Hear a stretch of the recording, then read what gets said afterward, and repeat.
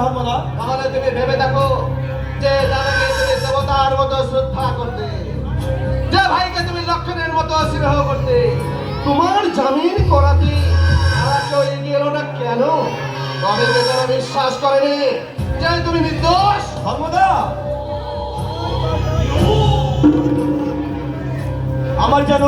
আমার যেন সবকিছু ঘুলিয়ে যাচ্ছে ধর্মদা। কে কে আমার আপন আর কে আমার পর, আমি তো কিছুই বুঝতে পারছি না ধর্মদা। আমি তোমায় বুঝিয়ে বলছি দাদি, তোমার দাদার এই টাকা পয়সা জমি জমার হিসেবটা ভালোই আছে, তাই আপন করে হিসেবটা তোমার দাদার ক্যালকুলেটারে নেই। আপনাকে তো ঠিক আমি চিনলাম না। আরে আমাকে আপনি আপনি করে ডাকছেন কেন? আমার ছোট বোন টিনা, একে তুমি একান্ত আপন ভেবে ওই নাম ধরেই ডাকতে পারো। না না, একেবারে নাম ধরে। হ্যাঁ, তোমরা দুজনে কথা বলো, আমি একটু বাইরে থেকে কিন্তু আমি তো আমার সম্পর্কে কিছু জানি না। আরে যা জানি তার থেকে বেশি কিছু জানতেও চাই, কিন্তু দোহাই আপনার, আপনি আমাকে আগে বলে লজ্জা দেবেন না, কারণ আপনার ওই মহৎ প্রেমের দোয়ানে আমি যে এক সামান্য প্রেম ভিখিরি।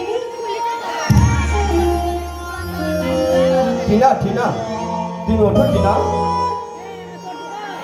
তুমি যে শুধুই আমার টিনা। হ্যাঁ টিনা, হ্যাঁ, আমি যে তোমাকে বড় ভালোবাসি টিনা। হ্যাঁ গো, তা কি বলে যাও টিনা, জীবন জীবন তুমি আমারই থাকবে। ভালো ভালো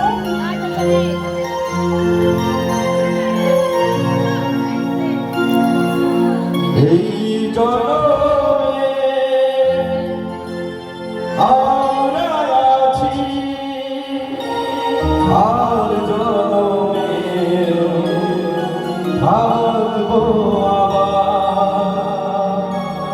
হৃদয় জুড়ে রেখে যাব প্রাণের ছোঁয়ায় ভালোবাসা। তুমি থাকবে আমার, আমি থাকবো তোমার, তুমি থাকবে আমার, আমি থাকবো তোমার।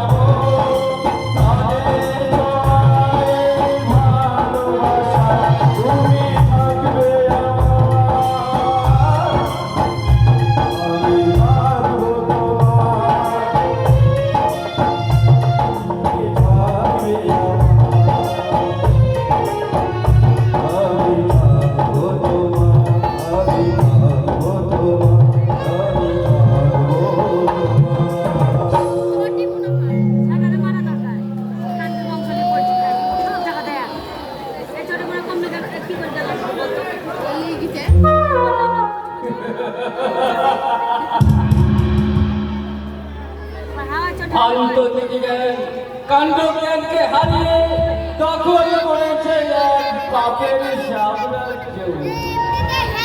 মাথায় কাটার মুকুট করে মৃত্যুর কোলে বসে ভাবছে আমি এক অপরাধের সম্রাট। একে ছোট না, তুই হলো এখানে। দেখতে লাগবে গো তোদের রাসলীলা। নষ্ট করে না। Yes!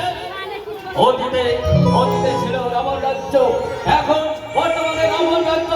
তাই রামকে ঠেলে ফেলে দিয়ে যারা রাবণকে বুকে টেনে নেয় তাদের ধ্বংস কেউ রোধ করতে পারে না। তুমি বড় আপসেট হয়ে পড়ছো ডার্লিং। চলো ঘরে গিয়ে একটু বিশ্রাম নেবে, চলো। ও ইয়েস ব্রাদার, তুমি যাও। আমার মতো একটা মাতালের কথায় কান দিয়ে তুমি তোমার ব্রাইট ফিউচারটা তুমি নষ্ট করবে কেন? যাও। হ্যাঁ, তাই যাচ্ছি। শোন,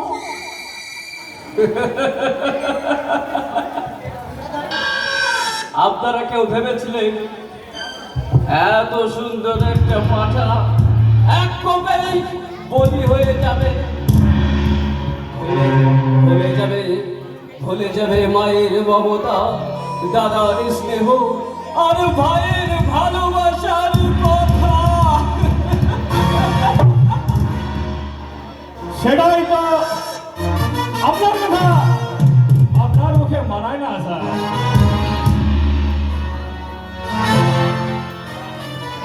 তবে আমাদের মুখে মানায়। ওরে একাদশী, তোকে যে আমি কত ভালোবাসি রে একাদশী। কেউ না জানো, তুই তো জানিস আমার বুকে কত কষ্ট। এই শিক্ষিত সমাজে গ্রাজুয়েট এক মাতাল আমি।